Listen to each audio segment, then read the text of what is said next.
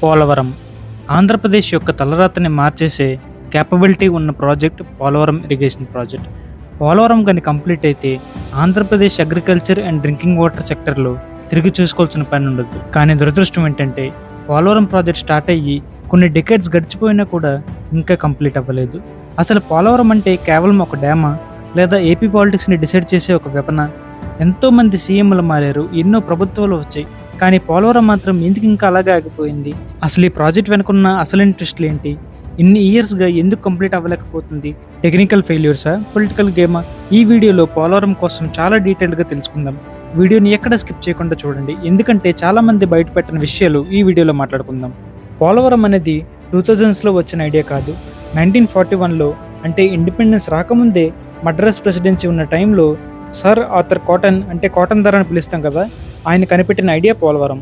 మీ అందరికీ తెలియాల్సిన విషయం ఏంటంటే పోలవరం జస్ట్ ఒక నార్మల్ డ్యామ్ మాత్రమే కాదు. ఆంధ్రప్రదేశ్లో 7 లక్షల ఎకరాలకు పైగా పంట పొలం ఉంది. ప్రతి పంటకి నీరు వెళ్ళాలి. కృష్ణానది బేసిన్స్కి గోదావరి వాటర్ని ట్రాన్స్ఫర్ చేసి రాయలసీమ లాంటి ప్రాంతాలకు కూడా తాగునీరు, సాగునీరు ప్రాబ్లం లేకుండా చేయడం, విశాఖపట్నం, విజయనగరం, శ్రీకాకుళం వరకు drinking water and industrial water supply చేయడం, 960 మెగావాట్స్ హైడ్రో పవర్ జనరేషన్ చేయడం. ఇదంతా జరగాలంటే పోలవరం ఇరిగేషన్ ప్రాజెక్ట్ కంప్లీట్ అవ్వాలి. సింపుల్గా చెప్పాలంటే గోదావరి వాటర్ని వేస్ట్గా సముద్రంలోకి వదిలేకుండా ఏపీ మొత్తానికి డెవలప్మెంట్ కోసం వాడడం. ఈ పోలవరం ప్రాజెక్ట్ ప్రపోజల్ స్టార్ట్ అయింది 1941లో అయినప్పటికీ 1980లో అప్పటి సీఎం అయిన టి అంజయ్య గారు శంకుస్థాపన చేశారు. ఆయన ప్రభుత్వంలో సర్వేలు జరిపి సెంట్రల్ గవర్నమెంట్ క్లియరెన్స్ల కోసం చాలా గ్రౌండ్ వర్క్ చేశారు, కానీ ముందుకు వెళ్ళలేకపోయారు. తర్వాత 1995 to 2004 టైంలో నారా చంద్రబాబు నాయుడు గారు సీఎంగా ఉన్నారు. ఆయన ఉన్న టెన్యూర్లో పోలవరం ప్రాజెక్ట్ డిజైన్స్ అప్డేట్ చేశారు. ఎన్విరాన్మెంట్ క్లియరెన్స్ కోసం చాలా సర్వేస్ జరిపి సెంట్రల్ గవర్నమెంట్తో డిస్కషన్ చేశారు, కానీ ఆయనకు వచ్చిన ప్రాబ్లం ఏంటంటే ఫారెస్ట్ నుంచి క్లియరెన్స్ రాకపోవడం. ఒడిస్సా, ఛత్తీస్గఢ్ అండ్ పోలవరం ప్రజలు కోర్టుని ఆశ్రయించి నెంబర్ ఆఫ్ కేసెస్ పెట్టడం వల్ల ప్రాజెక్ట్ ఇంకా చాలా డిలే అయింది. తర్వాత 2004లో డాక్టర్ వైఎస్ రాజశేఖర రెడ్డి గారు ఆంధ్రప్రదేశ్ ముఖ్యమంత్రి అయ్యారు. ఆయన అధికారంలోకి రాగానే జలయజ్ఞం స్కీమ్ స్టార్ట్ చేసి దాంట్లో పోలవరం ప్రాజెక్ట్ని టాప్ ప్రయారిటీగా పెట్టారు. 2004 నుంచి 2009 టైంలో major contracts and spillway work start అయ్యాయి. 2009లో వైఎస్ఆర్ గారు చనిపోవడంతో గవర్నమెంట్స్ మారడం వల్ల చాలా చేంజెస్ జరిగాయి. అదే టైంలో తెలంగాణ మూవ్మెంట్ చాలా హెవీగా ఉండటం వల్ల ప్రాజెక్ట్ కంప్లీట్గా స్లో అయింది.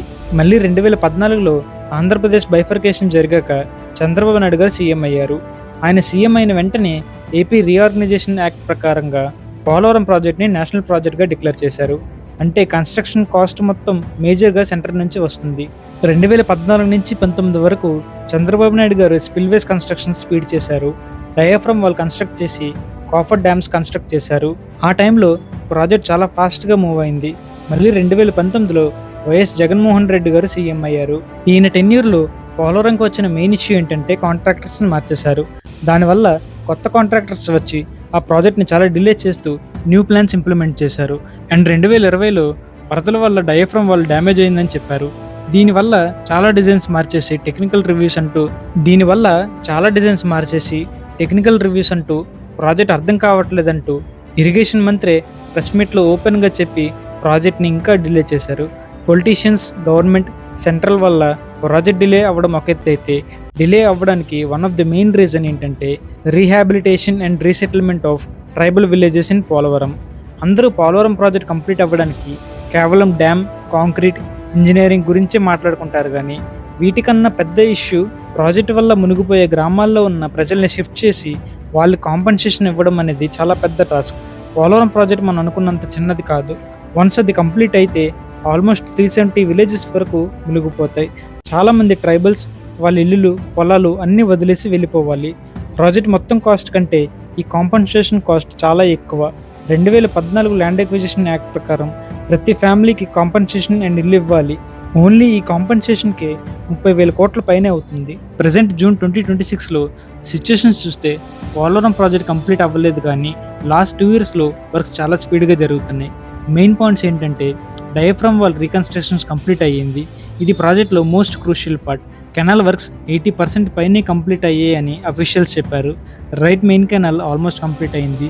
లెఫ్ట్ కెనాల్ కూడా ఫ్యూ మంత్స్లో కంప్లీట్ అవ్వబోతుంది. పోలవరంలో ఖాళీ చేయించిన ఫ్యామిలీస్ అందరికీ కాంపన్సేషన్ అయితే ఇచ్చేశారు, కానీ వాళ్ళకంటూ కన్స్ట్రక్ట్ చేసిన కాలనీస్ ఇంకా ఫినిష్ అవ్వలేదు. ప్రజెంట్ ఉన్న Telugu Desam and Janasena party target ఏంటంటే 2027 గోదావరి పుష్కరాలకు ముందు ఫేజ్ 1 కంప్లీట్ చేయాలి, పోలవరంని ఫుల్ ఫంక్షనల్ స్టేజ్కి తీసుకువెళ్ళాలి, రీహాబిలిటేషన్ కంప్లీట్ చేయాలి, చంద్రబాబు నాయుడు గారి టెన్యూర్ అయ్యేసరికి ఈ ప్రాజెక్ట్ని ఫుల్గా కంప్లీట్ చేయాలనేదే టార్గెట్.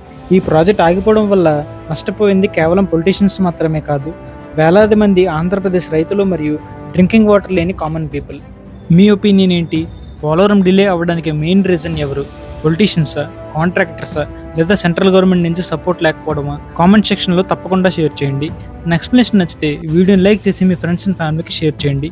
ఇలాంటి మరిన్ని వీడియోస్ కోసం ఛానల్ని వెంటనే సబ్స్క్రైబ్ చేసుకోండి. See you in the next video. Until then, bye bye. Jai Hind.